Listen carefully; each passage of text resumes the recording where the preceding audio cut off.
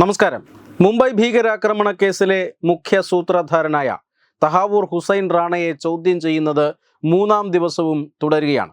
ആദ്യ ദിവസം 3 മണിക്കൂർ മാത്രമാണ് ചോദ്യം ചെയ്തതെങ്കിൽ രണ്ടാം ദിവസം വളരെയേറെ സമയം ചോദ്യം ചെയ്തു എന്നാണ് ലഭിക്കുന്ന സൂചന. ചോദ്യം ചെയ്യൽ അതീവ രഹസ്യമായിട്ടാണ് നടക്കുന്നത്. അതീവ സുരക്ഷ ഏർപ്പെടുത്തിയിട്ടുള്ള NIA ആസ്ഥാനത്തിലെ പ്രത്യേകം സജ്ജീകരിച്ച മുറിയിലാണ്, വലിയ സുരക്ഷാ സന്നാഹങ്ങളൊക്കെയുള്ള മുറിയിലാണ് ഈ ചോദ്യം ചെയ്യൽ പുരോഗമിക്കുന്നത്. ഈ ചോദ്യം ചെയ്യലിൽ ഹാജരാകുന്നത് അല്ലെങ്കിൽ ഈ ചോദ്യം ചെയ്യലിൽ പങ്കെടുക്കുന്ന NIA സംഘത്തിൽപ്പെട്ട ഉദ്യോഗസ്ഥന്മാരല്ലാതെ മറ്റാർക്കും ഇവിടേക്ക് പ്രവേശനമില്ല. അതുകൊണ്ട് തന്നെ വിവരങ്ങൾ പുറത്തേക്ക്, സത്യത്തിൽ ചോദ്യം ചെയ്യലുമായി ബന്ധപ്പെട്ട വിവരങ്ങൾ വളരെ കുറച്ച് മാത്രമേ പുറത്തേക്ക് വരുന്നില്ല എന്ന് തന്നെ പറയാം. പക്ഷേ ഈ ചോദ്യം ചെയ്യലുമായി ബന്ധപ്പെട്ട് പ്രചരിപ്പിക്കപ്പെടുന്ന ചില സൂചനകളുണ്ട്. അത് യഥാർത്ഥത്തിൽ ചോദ്യം ചെയ്യലിൽ നിന്ന് വരുന്നത് തന്നെയാണോ എന്ന് നമുക്കറിയില്ല. പക്ഷേ എന്തായാലും ചില സൂചനകൾ ലഭിക്കുന്നുണ്ട്. വളരെ ചെറിയ സൂചനകൾ മാത്രമാണ് പുറത്തേക്ക് ലഭിക്കുന്നത്. അതിലൊന്ന്, തഹാവൂർ റാണ ചോദ്യം ചെയ്യലുമായി സഹകരിക്കുന്നില്ല എന്നുള്ളതാണ്.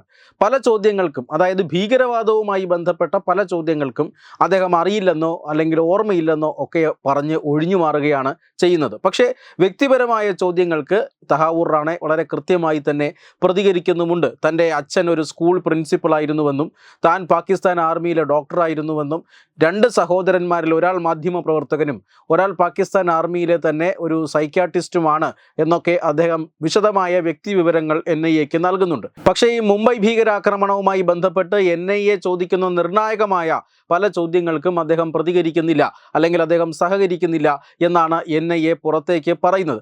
അതേസമയം തന്നെ ചില വിവരങ്ങൾ സമാന്തരമായി പുറത്തു വന്നുകൊണ്ടുമിരിക്കുന്നു. ഇന്നിപ്പോൾ പുറത്തു വരുന്ന വിവരം എന്നത് മുംബൈ ഭീകരാക്രമണത്തിൻ്റെ ഗൂഢാലോചന നടന്നത് ഈ ദുബായിൽ വച്ചാണ് എന്നാണ്. ദുബായിൽ തഹാവൂർ റാണ ഒരാളെ കണ്ടിരുന്നു. അയാളുമായിട്ടാണ് ഈ ഗൂഢാലോചന നടന്നത്. ഹെഡ്ലിയുടെ നിർദ്ദേശപ്രകാരമാണ് അയാൾ റാണയുമായി കൂടിക്കാഴ്ച നടത്തിയത് എന്ന് പറയുന്നുണ്ട്.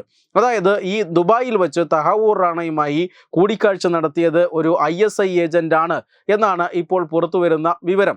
പാകിസ്ഥാന്റെ ചാരസംഘടനയായ ISIയുടെ ഒരു മുതിർന്ന ഉദ്യോഗസ്ഥനാണ് റാണയുമായി ചർച്ച നടത്തിയതെന്നും അവിടെയാണ് മുംബൈ ഭീകരാക്രമണത്തിൻ്റെ ഫൈനലൈസേഷൻ ഉണ്ടായതെന്നും പിന്നീട് കാര്യങ്ങൾ അന്ന് തീരുമാനിക്കപ്പെട്ടതുപോലെ നടന്നു എന്നുമാണ് ഇപ്പോൾ NIAക്ക് വിവരം ലഭിച്ചിരിക്കുന്നത്.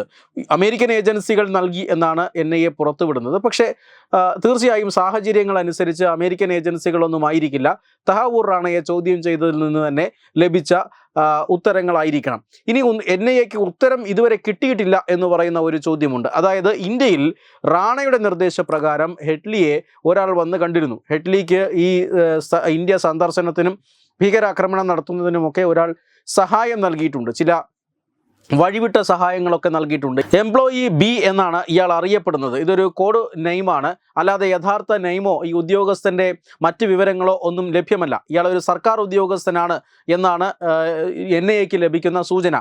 ഈ എംപ്ലോയി B ആരാണ് എന്നുള്ളതിനെക്കുറിച്ചാണ് ഇപ്പോൾ പ്രധാനമായിട്ടും റാണയോട് NIA ചോദിക്കുന്നത്.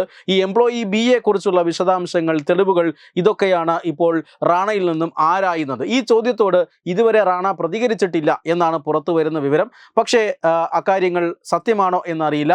ഒരു കാര്യം ഉറപ്പാണ്, NIA ഈ തഹാവൂർ റാണ ഇന്ത്യയിൽ എത്തിച്ച് ചോദ്യം ചെയ്യുന്നതിന് പിന്നിൽ ഒരു പ്രധാനപ്പെട്ട ഉദ്ദേശമുണ്ട്. ആ ഉദ്ദേശം മറ്റൊന്നുമല്ല, മുംബൈ ഭീകരാക്രമണത്തെക്കുറിച്ച് വളരെ വ്യക്തമായ പ്രധാനപ്പെട്ട കാര്യങ്ങളെല്ലാം ഇന്ത്യക്കറിയാം. പാകിസ്ഥാൻ്റെ ISI പ്ലോട്ട് ചെയ്തതാണ്. അതിന് ഈ ആക്രമണത്തിന് നിയോഗിക്കപ്പെട്ടവരാകട്ടെ തഹാവൂർ റാണയും ഡേവിഡ് കോൾമാൻ ഹെഡ്ലിയുമാണ്. ഇവർ ലഷ്കർ ഭീകരരെ ഉപയോഗിച്ചുകൊണ്ടാണ് ഈ ആക്രമണം നടത്തിയത് എന്നൊക്കെ ഇന്ത്യക്കറിയാം. പക്ഷേ ഈ ടീമിന് ഇന്ത്യയിൽ എവിടെ നിന്നാണ് സഹായം കിട്ടിയത്?